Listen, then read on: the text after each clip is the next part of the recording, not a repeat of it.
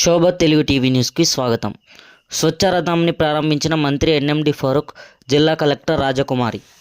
ప్రతి గ్రామం స్వచ్ఛ గ్రామంగా మారాలని, ప్రజలు తమ పరిసరాలు శుభ్రంగా ఉంచుకోవాలని రాష్ట్ర న్యాయ మైనార్టీ సంక్షేమ శాఖ మంత్రి ఎన్ఎండి ఫరూక్ పిలుపునిచ్చారు.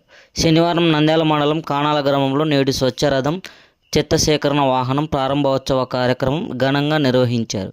ఈ కార్యక్రమానికి రాష్ట్ర న్యాయ మైనార్టీ సంక్షేమ శాఖ మంత్రి ఎన్ఎండి ఫరూక్, జిల్లా కలెక్టర్ రాజకుమారి ముఖ్య అతిథులుగా విచ్చేసి స్వచ్ఛ రథాన్ని ప్రారంభించారు. గ్రామాల్లో పరిశుద్ధత్వాన్ని మెరుగుపరచడంలో భాగంగా ఈ స్వచ్ఛ రథాన్ని అందుబాటులోకి తీసుకొని వచ్చారన్నారు.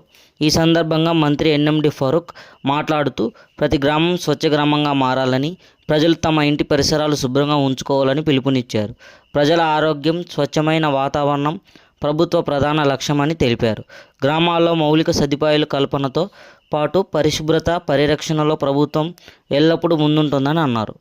ఇళ్లలో తడి చెత్త, పొడి చెత్తను వేరువేరుగా వర్గీకరించి ఇవ్వాలని సూచించారు. అలాగే అట్టపెట్టెలు, ప్లాస్టిక్ సీసాలు, ఇనుము తదితర పనికిరాని వస్తువులను స్వచ్ఛరథం వచ్చినప్పుడు అప్పగిస్తే వాటికి తూకం వేసి తగిన మేర నగదు లేదా గృహ వినియోగానికి ఉపయోగపడే వస్తువులు అందజేయడం జరుగుతుందని తెలిపారు.